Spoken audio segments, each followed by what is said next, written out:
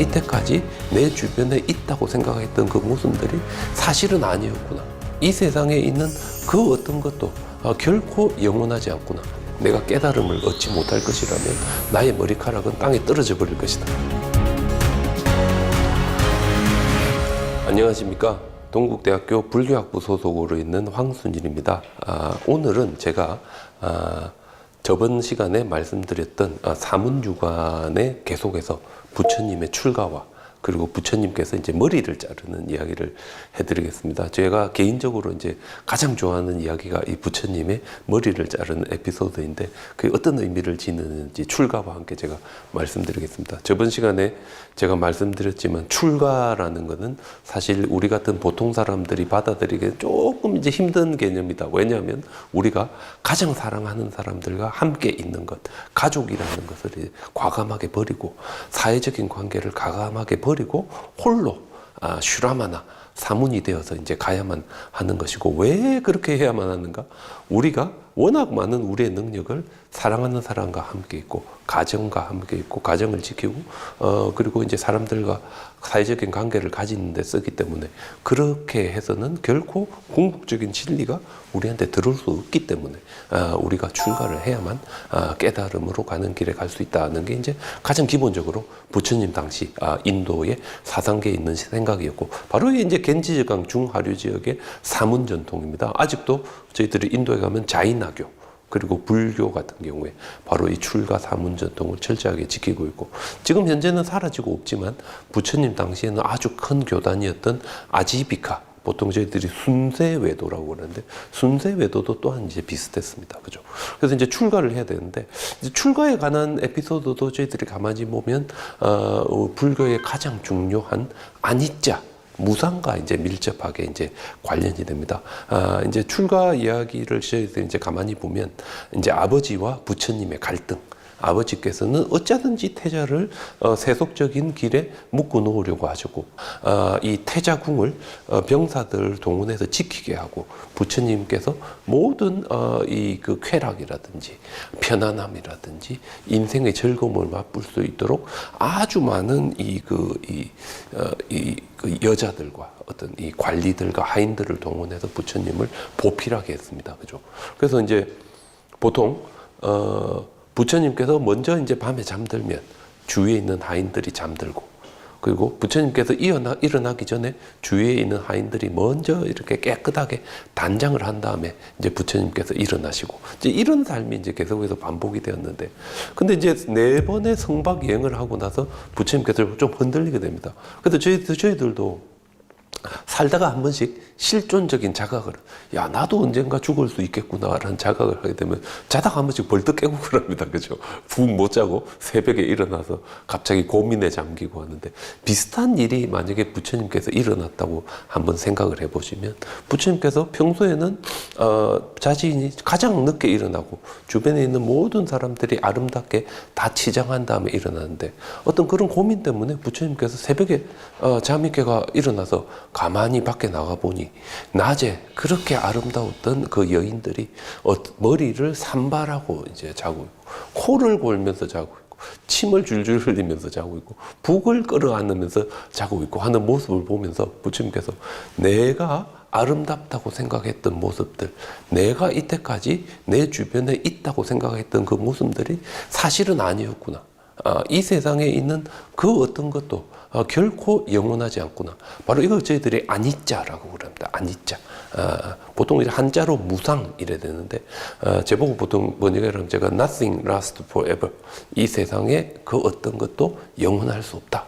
이게 이제 무상의 이제 가장 기본적인 이야기인데, 뭐 이제 저 같은 경우 예를 들면 저도 이제 옛날에는 제 이 머리가 까만 게 제 건 줄 알았는데, 시간 지나고 나니까 이제 하얀 머리가 막 생기면서 옛날에 그 까만 머리가 내 게 아니었구나. 그 까만 머리가 난 영원할 줄 알았는데 결국 그렇지 않구나. 사실 이제 요게 이제 저희들이 이제 무상에 대해서 한 번씩 알아가는 건데, 그래서 부처님께서 가만히 자기가 그렇게 평소에 아름답다고 생각했던 분들이 이 새벽에 일어나서 보니까 전혀 그렇지 않았고, 주변을 살펴보니 보니 며칠 전에 그렇게 싱싱하고 아름답고 맛있었던 과일들도 햇빛 아래서 쭈글쭈글쭈글 이렇게 저희들이 안 먹고 놔두면 이렇게 변해가고, 이 세상의 모든 것들도 가만히 보니까 아름다움을 유지하는 거나 어떤 생명감이 있는 것으로 그대로 유지되는 게 아니라 끊임없이 변화해가는 걸 보면서, 야, 내가 가만히 이렇게 있다가는 전혀 이룬 것도 없이, 전혀 내가 삶의 지혜를 가진 것도 없이 내가 그냥 죽어버린, 똑같이 무상이니까 어떤 것도 영원할 수 없으니까 나도 죽을 수밖에 없구나 하는 부처님께서 그런 느낌을 가지게 되고, 오늘이야말로 내가 결단을 해야 되겠다. 요게 이제 부처님의 결단의 날입니다. 그죠?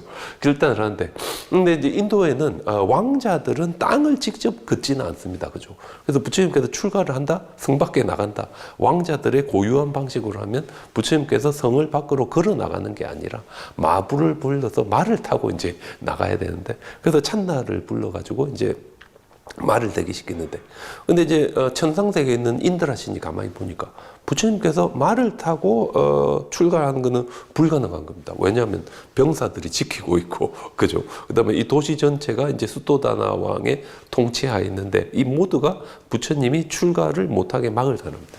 따라서 인드라신이 아주 짙은 안개를 이렇게 보내줘서 모두가 잠들게 했다 그러는데, 저는 이 짙은 안개가 와서 모두를 잠들게 했다는 게 그럴 수도 있겠다 생각했는데, 제가 겨울철에 이제 룸비니에 가면 한 번씩 짙은 안개가 몰려오는데, 낮 한 12시까지 거의 한 10m 앞이 보이지 않을 정도로 짙은 안개가 생깁니다. 제가 물어보니까 요거는 보통 한 1, 2, 3, 4월 달에 항상 있는 일이다라고 하고, 보통 이때가 되면 비행기가 거의 못 뜹니다. 오전에는. 그죠? 그런 안개를 보니까, 야, 부처님 출가하실 때도 이런 안개가 몰려왔을 수 있겠구나, 제가 그런 생각을 했는데, 그래서 이런 안개가 쫙 이렇게 몰려오니까 병사들이 모두 잠이 들었을 때 부처님께서 이제 이 말에 올라타는데, 근데 또 이 사천왕이 주변에서 출가를 지켜보던 사천, 가만히 생각해 보니 병사들이 잠이 들었는데 말바꿈이 땅을 밟고 따가닥 하면 다 잠에서 깨어날 거기 때문에 부처님의 출가가 불가능하다라고. 따라서 사천왕이 급히 와가지고 부처님의 말발굽 위로 슉 떨어줍니다. 그죠? 그래서 부처님의 출가는 말이 달려서 성문 밖으로 나가는 게 아니라 저희들이 한자로 유성 출가, 하늘을 붕 날아서 이렇게 동문 밖으로 이제 가는 출가가 됩니다. 그래서 부처님이 하늘을 붕 날아서 동문 밖으로 가서 이제 출가를 하시게 됐는데, 이 강가에까지 와가지고 부처님께서 입고 있던 옷을 다 벗으시고 아주 남루한 복장으로 바꾸신 다음에, 그 다음에 이제 뭐를 해야 되나, 머리를 잘라야 됩니다. 그죠?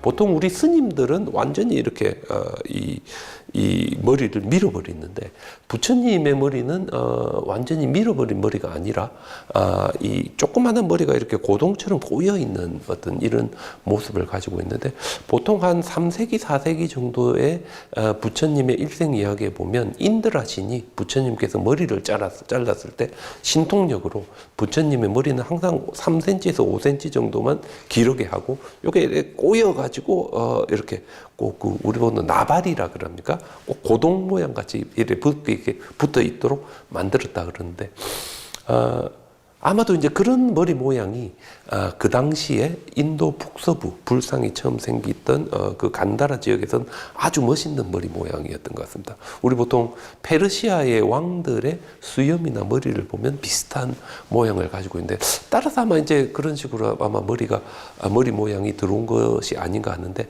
오늘 제가 말씀드리는 거는 부처님께서 머리를 자르는 장면인데, 부처님께서 머리를 칼로 샥 자른 다음에 이 머리를 쫙 이렇게 공중에다 집어 던집니다. 그러면서 부처님께서, 만일 내가 오늘 출가하는데 내가 깨달음을 얻지 못할 것이라면 나의 머리카락은 땅에 떨어져 버릴 것이다.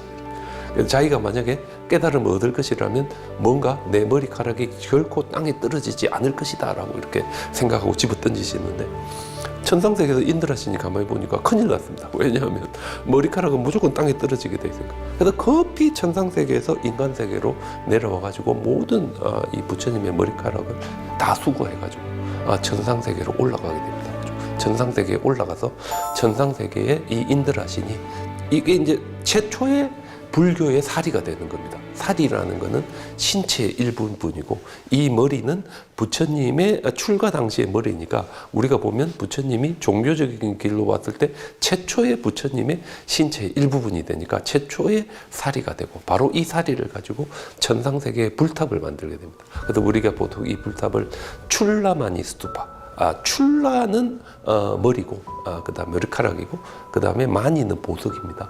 보석과 같은 부처님의 머리를 이렇게 인슈라인한 불탑이다 해서 보통 출라마니 불탑이라 하는데, 따라서 이 불교의 최초의 불탑은 인간 세계에 생긴 것도 아니고 지하 세계에 생긴 것도 아니고 천상 세계에 이제 제일 먼저 생겼다라고 할 수 있습니다. 그래서 천상 세계에 있는 신들도 부처님의 요 불탑에 가서 자신들의 이제 공덕을 쌓을 수 있는 어떤 그런 여건이 이제 만들어졌다라고 저희들이 이야기하는데, 태국 방콕에 가면 저희들 이제 새벽 사원이 있습니다. 왓 아룬이라고. 왓 아룬의 중간에 보면 보통 에라완이라고 해서 코끼리의 머리가 3개짜리 있는 코끼리 위에 신상이 하나 있는데 보통 그게 인드라신입니다. 그래서 에라완이 있는 인드라신의 영역은 바로 부처님의 바로 이 첫 번째 사리인 머리를 가지고 만든 불탑이 있는 곳이 되겠습니다. 그게 이제 크메르 양식의 새벽 사원의 불탑인데 보통 우리 왓 아룬이라고 하는데 바로 그 앞에 불탑 바로 앞에 보면 우리 그 불당이 2개가 있는데 하나의 불당에 들어가면 불상이 없고 불탑만 하나 있습니다. 그래서 보통 우리 태국에서는 바로 요 불탑이 출라만이다. 당신이 정말로 제대로 된 공덕을 쌓고 싶다. 그러면 최초에 만들어진 불탑에 가서 당신이 이렇게 보시를 하면 더 큰 공덕을 쌓을 수 있는데 바로 그 불탑이 여기 있다라고 스님들도 아주 자랑스럽게 출라마니 불탑이 우리 절에 있다고 이야기합니다. 그래서 바로 이 에피소드를 통해서 저희들이 최초의 불탑이 어떻게 생겼고 천상세계의 신들마저도 어떻게 불자가 되어서 부처님의 말씀을 공경하는지가 이렇게 부처님의 일생 이야기에 들어와 있다. 이렇게 말씀드릴 수 있겠습니다. 감사합니다.